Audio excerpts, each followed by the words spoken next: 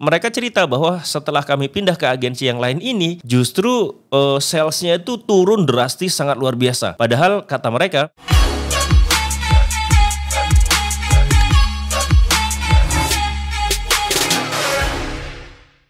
Bismillahirrahmanirrahim. Assalamualaikum warahmatullahi wabarakatuh. Selamat pagi teman-teman sekalian. Semoga dalam keadaan sehat walafiat semuanya ya. Amin ya rabbal alamin. Baik teman-teman, kemarin tuh ada yang datang ke saya ya. Kira-kira seminggu atau 2 minggu yang lalu itu ada yang datang ke saya, serombongan orang ya. 3 orang ya. 3 orang itu udah termasuk serombongan lah ya. Jadi ada 3 orang datang ke kantor saya. Nah, beliau-beliau ini adalah ternyata marketing kali ya. Marketing dari salah satu pabrik yang ada di Indonesia. Saya tidak sebut nama ya. Kemudian kami ngobrol lah ya. Kami ngobrol panjang lebar. Dia punya produk, banyak produknya dan ternyata sangat laris manis juga. Ada satu produk tuh yang udah jutaan piece terjual gitu ya. Luar biasa lah. Lalu ada juga 1-2 produk yang memang mereka develop, bagus kualitasnya, tapi memang belum terjual secara maksimal. Mereka sudah pernah menggait beberapa agensi katanya. Jadi ada beberapa agensi yang sudah pernah bekerja sama-sama mereka. Satu agensi bekerja sama dengan mereka cukup bagus tapi belum maksimal. Bagus ya tapi belum maksimal. Lalu pindahlah ke agensi yang lain. Nah dilalahnya ketika pindah ke agensi yang lain, itu mereka cerita bahwa setelah kami pindah ke agensi yang lain ini, justru salesnya itu turun drastis sangat luar biasa. Padahal kata mereka, kami itu sudah bayar Bang Seha sampai 350 jutaan lah kalau nggak salah gitu ya. Berkisar itu 300 lebih. Ya 300 sampai 350 juta. Dia nggak nyebut pastinya tapi dia bilang range-nya adalah 300 sampai 350 jutaan. Itu sudah habis ke agensi itu, tapi kemudian setelah habis uang sebanyak itu, baliknya itu ternyata cuma 11 juta dia bilang. Lalu saya bilang, itu balik 11 juta omset atau profit? Saya bilang gitu ya. Lalu dia bilang itu omset. Jadi habis 350 juta, lalu kemudian baliknya dalam bentuk omset. Omset itu artinya bukan profit ya. Kalau omsetnya 11 juta, mungkin profitnya ya berapa ya? 5-6 gitu kali ya kalau dipotong dengan HPP produknya. Tapi kita tahu ya bahwa ternyata sudah keluar uang cukup banyak. Jadi ya boncosnya luar biasa ya kan. 350 jutaan baliknya cuma 11 juta dan itu pun omset. Lalu saya kepo dong ya. Saya kepo sebagai orang yang sudah bergelut di dunia Facebook ad ya, Facebook advertising dari 2016 sampai hari ini, maka saya kepo. Kok bisa ya ngiklan 350 juta baliknya cuma omset 11 juta. Ini adalah hal yang menurut saya sangat-sangat busuk. Busuk dalam artian kalau memang dia menjalankan iklan menggunakan Facebook ad, masa sih habis 350 baliknya cuma 11 juta omsetnya? Berarti kan ini iklannya jelek banget gitu. Makanya saya kemudian menggali kira-kira salahnya di mana gitu. Lalu saya nanya, kok bisa ya 350 baliknya cuma 11 juta? Lalu akhirnya mereka ceritanya adalah ternyata 350 juta itu bukan iklan Facebook ad, bukan iklan Google Ads atau TikTok Ads. Jadi 350 juta itu ternyata habisnya adalah di endorse. Baru saya, pantes saya bilang gitu ya. Kalau begitu saya bilang, kalau gini pantes. Saya pikir 350 juta itu adalah iklan Facebook atau iklan Google dan baliknya cuma 11 juta. Maka kalau seperti itu berarti iklannya busuk banget. Tapi setelah dijelaskan ternyata 350 juta itu adalah untuk endorse. Jadi saya pikir kalau gitu wajar. Ya. Karena kalau kita endorse, misalkan nih saya punya produk Hikea. Lalu saya endorse ke beberapa artis yang terkenal ya. Endorse ke beberapa artis yang terkenal ya, yang lagi naik daun, misalkan Lesti ya kalau nggak salah, atau siapapun lah ya. Lalu kita endorse ke dia, itu ada artis yang masang tarifnya itu luar biasa tinggi ya. Ada salah satu artis yang saya tahu itu sampai 96 juta sekali dia posting di Instagramnya. Coba bayangin. Jadi kalau saya bilang, tolong dong ini Hikea mau endorse, lalu dia posting 1 kali di Instagramnya, maka saya harus bayar 96 jutaan. Bayangin, itu kan banyak banget ya. Dan apakah kalau kita endorse kemudian terjadi sales yang sangat pesat, sangat tinggi? Enggak, teman-teman. Jadi ketika kita sudah endorse, jangan berharap kemudian kalau sudah endorse dengan artis yang sangat ternama, maka penjualan kita otomatis akan akan melesat gitu ya, akan meroket. Nah, itu adalah hal yang tidak linear. Jadi kalau kita endorse itu yang kita dapatkan bukan sales, bukan penjualan, tapi yang kita dapatkan adalah awareness ya, awareness ya, gimana nyebutnya itu. Jadi kesadaran merek lah. Karena mereka punya exposure yang cukup tinggi. Jadi kalau misalkan Instagram mereka sudah punya follower banyak, itu kan berarti exposure-nya cukup tinggi. Sehingga kalau kita naruh Hikea di sana, maka orang-orang akan kemudian penasaran dengan, oh ada brand baru nih namanya Hikea gitu loh. Tapi kalau kemudian terjadi sales itu saya rasa masih jauh lah. Kejadian seperti ini teman-teman, itu sebenarnya tidak hanya menimpa pabrik yang datang ke saya. Ya, saya bilang kan ke mereka bahwa 350 juta itu kalau dijadiin ke iklan Facebook pasti baliknya bisa 200 jutaan atau mungkin malah 300 jutaan bisa balik, saya bilang gitu. Kalaupun boncos mungkin boncosnya kayak 10 juta atau 20 juta saja. Tapi kan ada penjualan dan kemudian brand awareness-nya pun otomatis naik juga walaupun kita ngiklannya adalah ngiklan konversi atau ngiklan sales gitu loh. Nah, balik lagi ya. Jadi kejadian seperti ini ya, orang-orang yang datang kepada saya kemudian cerita bahwa dia sudah ngabisin biaya iklan ya, ternyata iklan yang dia maksud adalah endorse. Itu ada satu lagi kejadian ya, kejadian salah satu pengusaha ya di Jabodetabek datang juga, kalau ini bukan datang, nelpon ya, nelpon kemudian dia cerita bahwa ada satu produk dia yang baru launching gitu ya, dan sudah habis 150 jutaan, tapi penjualnya itu 0 gitu loh. Lalu saya bilang, itu iklan 150 juta nggak ada penjualan sama sekali Pak, saya bilang gitu kan. Lalu beliau bilang, iya nggak ada penjualan sama sekali lah, kalaupun ada 1, 2 nggak nyampe 10 lah, nggak nyampe 10 konsumen. Padahal dia sudah habis biaya iklan katanya 150 juta. Kemudian saya nanya lagi, karena sekali lagi ya, bagi orang yang sudah ngiklan di Facebook cukup lama, ya kalau 150 juta kemudian nggak dapat apa-apa itu kan adalah hal yang aneh. Makanya saya tanya, itu ngiklannya gimana Pak? Kok bisa nggak dapat gitu? 150 juta habis tapi nggak dapat, saya bilang gitu ya. Lalu dia bilang, saya bayar endorse bang 2 artis, satu artisnya 100 juta, satu artisnya 40 jutaan, jadi sekitar 150 juta. Lalu saya bilang, oh maksud Bapak biaya iklan 150 juta itu adalah endorse. Kalau endorse memang tidak akan terjadi sales ya, sangat jarang atau kalaupun ada ya kecil gitu loh. Nah, teman-teman sekalian, kalau menurut saya sekarang jauh lebih baik ketika teman-teman punya uang kemudian launching produk. Nih, misalkan teman-teman nih mau launching produk ya.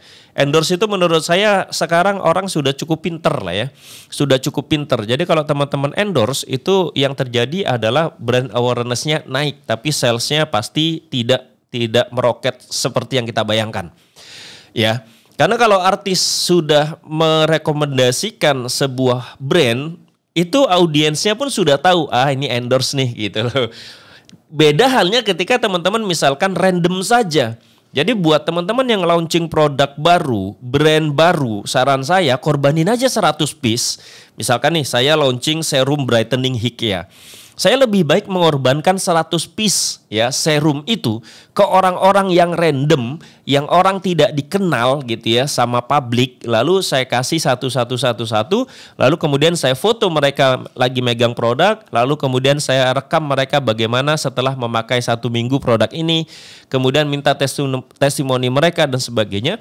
Itu jauh lebih powerful yang saya rasakan terhadap sales ya, terhadap penjualan. Karena sekali lagi kalau kita menggunakan artis ya, itu orang-orang yang sudah cukup cerdas juga tahu, ini nggak direkomendasi ini nih. Dia ngomong kayak gini cuma dibayar gitu. Bandingkan kalau misalkan ada orang yang tidak dikenal ngomong bilang bahwa produk ini bagus, saya sudah pakai 1 minggu. Pasti kan orang akan berpikir ini siapa? Berarti ini memang konsumen aslinya nih. Nah gitu. Jadi jauh lebih lebih powerful menurut saya ya, sepengalaman saya adalah dengan cara begitu. Kita bolehlah endorse artis boleh ya, tapi kita mikir-mikir juga gitu. Dan kita harus ingat target pasarnya siapa. Jadi misalkan kita punya produk Hikea. Hikea ini mau saya pasarin ya, target pasarnya adalah usia 30 tahun ke atas ya, misal atau 35 tahun ke atas misal. Maka ketika kita sudah tahu target pasar kita adalah usia 30 atau 35 tahun ke atas, ya kita harus cari artis-artis yang memang usianya juga di atas 35 agar nyambung gitu loh. Atau kalau mau kita cari orang yang random, ya asal-asalan gitu, bukan artis gitu ya, maka kita harus cari orang-orang yang usianya juga di atas 35 gitu. Sesuai dengan target pasar kita. Jangan sampai begini, kita mau ngiklan Hikea, serum Hikea ke usia 30 tahun ke atas. Ibu-ibu gitu ya, sudah menikah dan sudah punya anak. Lalu kita ya konten iklannya itu anak-anak remaja. Misalkan usia 20 tahun pegang Hikea, pakai Hikea. Misalkan gitu, itu nggak masuk gitu ya. Nanti komennya akan, ya wajar lah, ini kan modelnya masih muda, makanya cantik gitu kan. Nah harusnya konten iklannya juga yang sesuai dengan target usia audiens yang akan kita jangkau gitu. Nah ini penting banget ya teman-teman. Itu beberapa hal. Satu adalah jauh lebih penting, nggak usah artis deh, coba orang random saja. Kemudian dilihat juga target pasar kita usianya berapa, jenis kelaminnya apa. Lalu nanti kalau buat konten iklan, maka konten iklannya pun harus sesuai dengan itu. Nah kemudian ada satu hal yang menarik ya. Ketika pabrik itu kemudian datang kepada saya atau salah satu pengusaha di Jabodetabek yang nelpon ke saya dan kita cerita gitu ya. Lalu saya bilang, kalau endorse memang salesnya pasti nggak banyak Pak, saya bilang. Bahkan bisa dibilang nggak ada. Kalau mau ada sales, coba cari kerjasama dengan salah satu agensi gitu ya. Jadi yang ada di bayangan saya, kemarin saya berinteraksi dengan salah satu agensi yang cukup besar ya. Nah, agensi ini itu menaungi beberapa artis, ya itu yang pertama. Yang kedua, ketika kita bekerja sama-sama mereka itu nggak hanya sekedar endorse, tapi mereka menjamin bahwa produk kita akan terjual 10.000 piece. Nah, jadi kalau mau endorse atau mau cari artis, mendingan cari yang begini. Jadi cari agensi, namanya berarti collaboration ya, berarti collab sama agensi ini ya. Lalu misalkan kita bilang saya punya produk A. Bisa nggak produk ini collab sama agensi ini, lalu semua artis yang ada di agensi itu akan mempromosikan produk kita terus di Instagramnya sampai kemudian sesuai kesepakatan awal mereka harus bisa menjual 10.000 piece ya, 10.000 piece produk kita.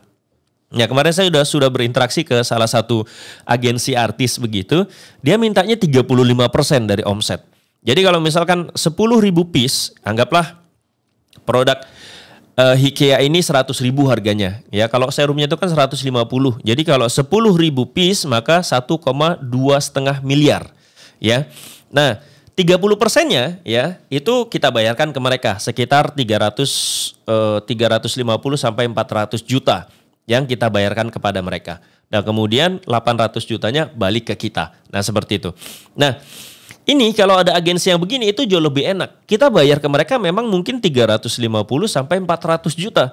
Tapi di kerjasama yang kita lakukan dengan mereka, itu jelas tertulis bahwa mereka akan bertanggung jawab menjual 10.000 piece ya. Atau senilai minimal ya, omsetnya itu minimal harus 1 miliar. Jadi kalau 35% dari 1 miliar mereka dapatnya 350 juta. Kita dapatnya berapa? Kita dapatnya 650 juta. Nah kita harus hitung-hitungan saja. Kalau 650 juta ini kita masih profit nggak ya? Masih profit nggak sih gitu ya? Dipotong HPP gitu ya. Lalu dipotong mungkin packaging dan sebagainya gitu, operasional gitu ya. Masih profit nggak? Kalau masih profit hajar gitu loh. Yang pertama exposure-nya dapat. Ya kan, brand awareness-nya dapat karena mereka akan berkolaborasi dengan artis-artis yang cukup terkenal gitu kan, dan kemudian penjualannya pun dapat. Itu jauh lebih bagus daripada cuma sekedar endorse ya, cuma sekedar endorse yang sampai ratusan juta. Tapi kalau memang dirasa modal kita banyak gitu ya, uang ada, ya endorse itu penting. Tapi setelah endorse itu jangan berhenti di endorse gitu loh teman-teman. Jadi kalau modal kita banyak, kita bisa endorse ke salah satu artis kita yang lagi booming, artis apa gitu ya, siapa gitu ya. Lalu kita endorse, lalu yang kemudian kita lakukan adalah konten dari dia kita iklankan menggunakan Facebook Ads atau Google Ads. Nah itu jauh lebih powerful juga gitu ya. Kalau begitu kan enak. Ya, jadi kalau cuma sekedar endorse, ya kemudian kita nggak ngapa-ngapain, ya penjualannya pasti sedikit. Tapi kalau sudah endorse, konten endorse-nya tadi, misalkan dia buat video atau buat foto dan sebagainya. Nah, konten endorsan ini kita pakai untuk konten iklan kita di Facebook Ads atau di Google Ads. Maka itu jauh lebih bagus hasilnya pasti ya, daripada cuma sekedar endorse. Nah, ya ini teman-teman. Jadi buat yang baru mau launching produk, baru mau buat brand baru gitu ya. Nah ini harus dipikirkan nanti mau seperti apa, mau menggunakan Facebook Ads atau Google Ads atau endorse kalaupun endorse pun endorse-nya siapa gitu ya. Atau kita bekerja sama dengan salah satu agensi besar yang bisa menjamin terjual 10.000 piece ya. Jangan sampai nanti seperti 2 kasus tadi yang datang ke saya, habis 350 juta, habis 150 juta, itu kan uang yang cukup besar ya bagi kita-kita yang baru memulai bisnis online.